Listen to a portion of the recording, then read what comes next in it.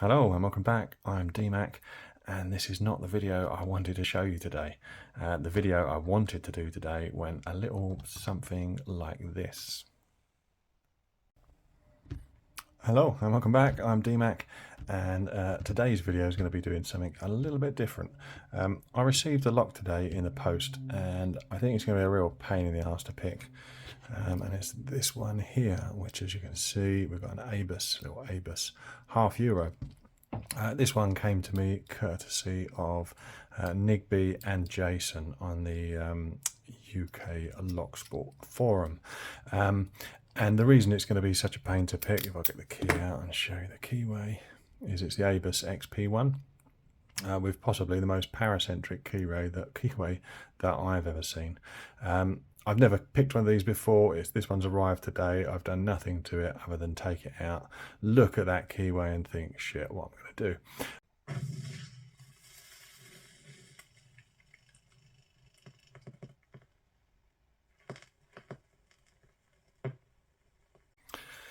The idea was that I would detail my approach to this lock from initially looking at it, deciding what tools I'd need, progressively pinning it. We'd go through the process together, just show you my thought processes really on how to approach a difficult lock like that. I got 10 minutes into the video. It was terribly exciting, probably one of my best so far, of course.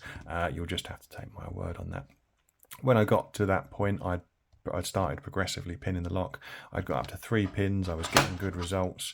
I managed to pick it, and then I also managed to brick it.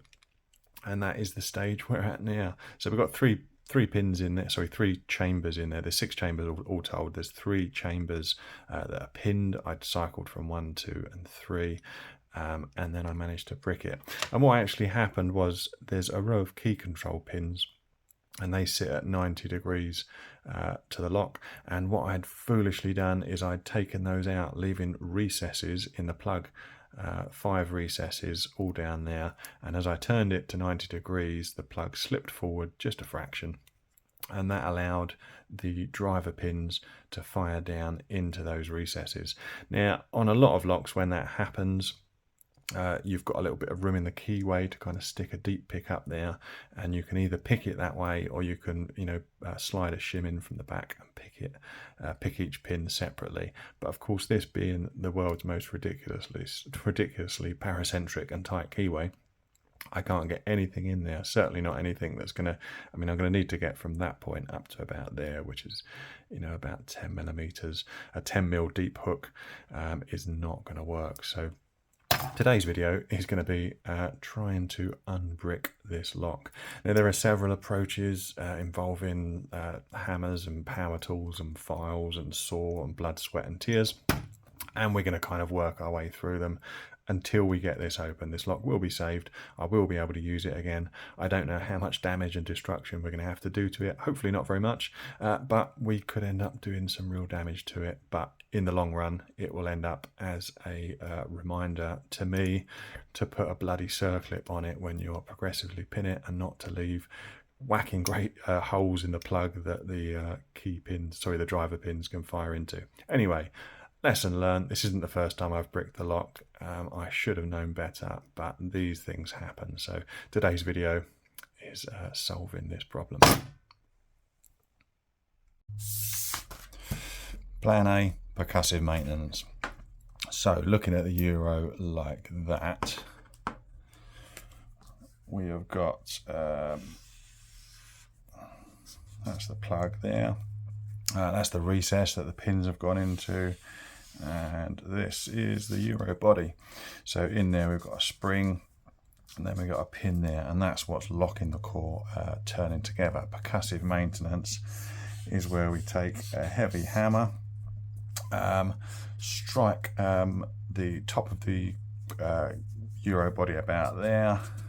That creates a downward force which travels down the body into the spring, which hopefully just knocks that pin out of the plug, and then the plug can turn. So we're going to have to put some sort of turning force on the plug as we're hitting it with the heavy hammer. So let's give it a go.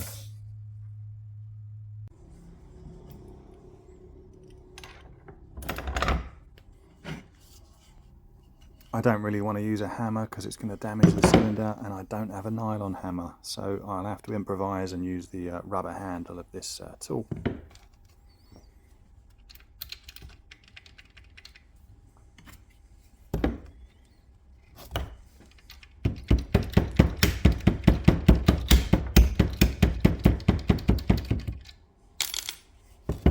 Alright, that tension tool is not working very well, so I'm going to use this screwdriver. If I jam it in the back of the plug, that should do the job.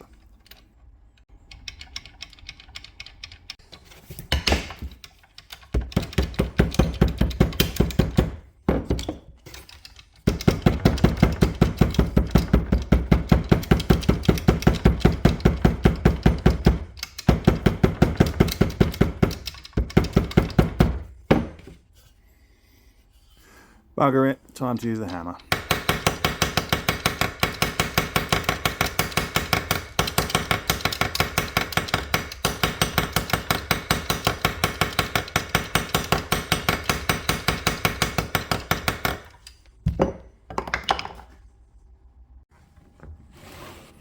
Right, didn't have much joy with that setup, so let's try it in a different vise.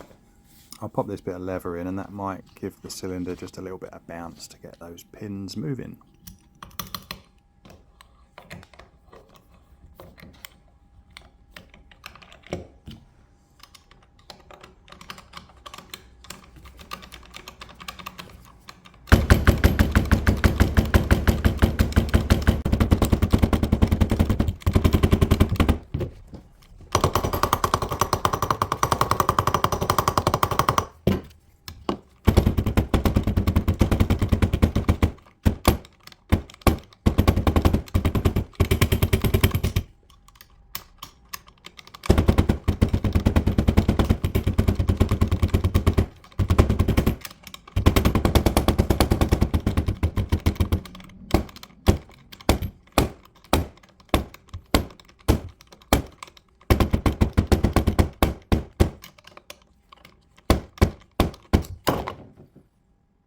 Time for a different approach.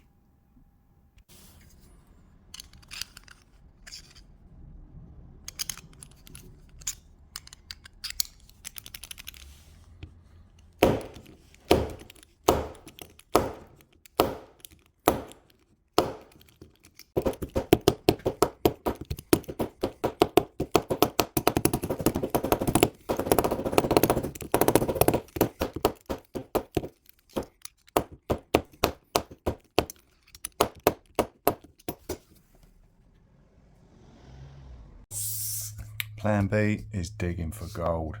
Now, as I mentioned, our top of our Euro doesn't have these little pins here. So Operation Digging for Gold is trying to find where they are. So again, if we look at our Euro, let's turn it this way around this time. Nice and phallic. So that's our Euro. So we know we've got a spring in there somewhere. And we've got a little plug up here which stops the spring coming out, and I suspect it's been flatted back and then nickel coated. So what we need to do is to find a punch, something like that, mark out where we think our pins are, and then apply some serious force, again hitting it with a heavy hammer. And if we can just find the start of those plugs, we can then pop them out, release the springs, releasing the core.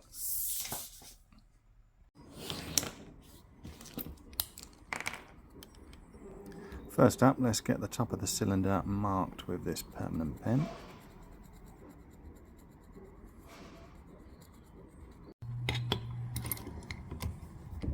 So to find out where the chambers are, I'm going to use the key.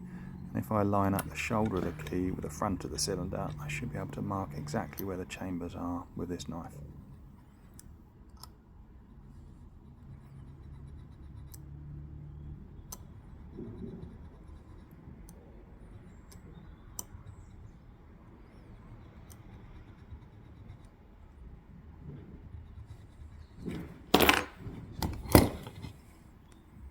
Looks good.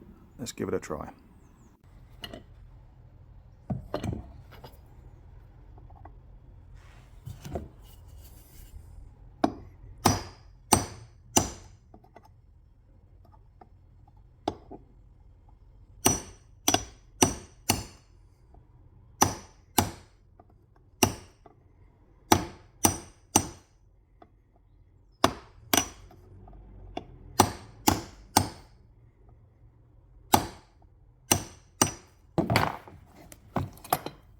Awesome, pleased with that. Now it's time to drill them out. 1.5 mil should do it.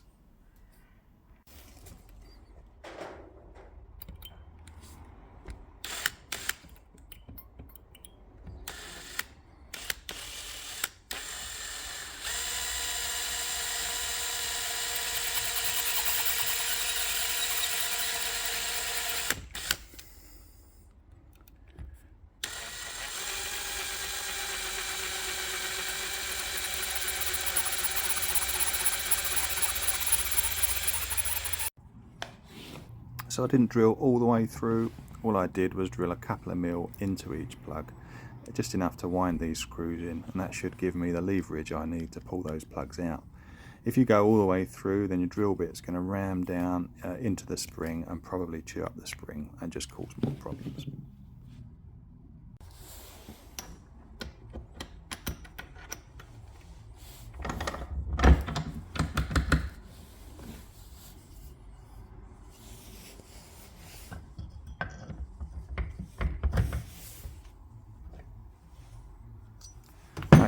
Pretty well. You can just see the plug on the end there, so I just need to go ahead now and repeat that for all of the chambers.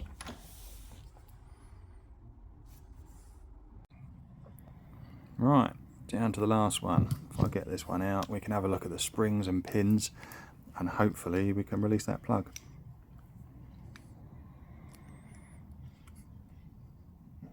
Almost there.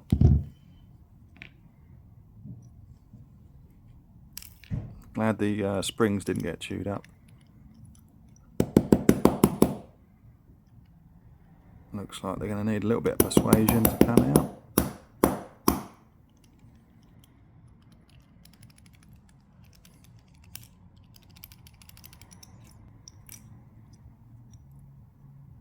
Finally, that's it. We've got the plug out. Glad I didn't have to destroy the cylinder. I'm very pleased. Just need to sort out these. I don't think I'm going to grub screw these. I think what I need to do is to get some donor plugs that haven't been drilled. Probably use this Asa. If I bash all of these plugs out, we should be able to get them into the top of the Abus. So I used the metal punch. I knocked all those Asa pins out, just punched them all the way down until they came out the bottom where the plug normally is. Unfortunately, they don't fit in the top of the Abus cylinder. So I think what I'm going to have to do is just widen these holes a little bit. I've got a 3 mil drill bit there. Just need to drill down a couple of mil, just the depth of the plugs.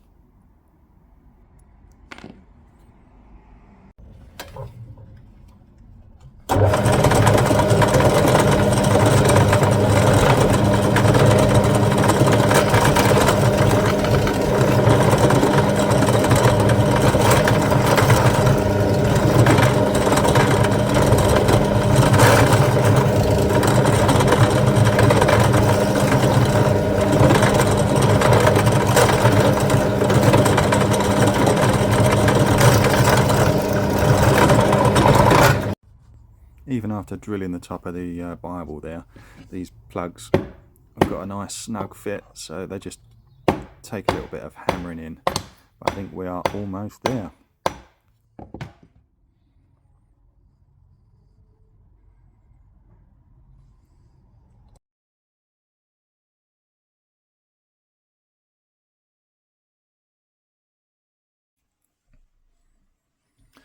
And there we have it, mission success. I'm really pleased with the way this has come out. It's kind of back to a factory look. We could have gone down the route of putting grub screws in this. It was an option, but I didn't want to make it a training lock. I kind of wanted to go back to original condition if I could. And yeah, we were able to do that. The next step would have been Plan C, and that would have been Operation Strip Mine. That would have been taking a file to this top surface. In that case, we certainly would have had to grub screw it. So I'm glad we didn't have to do that much damage to get it back to looking how it should do. Interesting to know, if you look at the pins, when it bricked, I had the first 3 chambers, which was a standard, the driver pins at the top, the standard, and 2 spools. And if we look at one of those spools, they're quite tight, sharp-lipped, sorry. And that would normally sit in that position. Of course, I'd rotated it 90 degrees. If I'd have gone that counterclockwise, it would have had nothing to go into, but unfortunately it dropped into these holes. And if you look at those holes, they're kind of drilled at an angle. These normal chambers are kind of straight, but these key controls are drilled at an angle. And I think what that meant is that the actual spooled section was getting caught. It kind of creates an undercut almost. And those spooled sections were stuck in there. So I think that's why the percussive maintenance didn't really work out too well. I have had that, I've tried that on other locks that I've bricked. This isn't the first time I've bricked a lock. But in this case, it didn't work out, I think, because of that. But it's certainly worth doing that before you break out the power tools and start, filing away. I think the first lock that I bricked, I went in a bit hard. I think it was like this one where you couldn't see the pins, and I just took a Dremel to the top and made an absolute mess. I've still got that in my collection as a reminder that I don't necessarily need to go down that route, and there are other options. So I think anyway, I'm going to go back to assembling this and learning to pick it as was the original intention of the video. I hope this video has been helpful to you if you've bricked a lock, and hopefully you can follow some of those techniques and get out of trouble yourself. Thanks a lot for watching. I'll see you on the next one.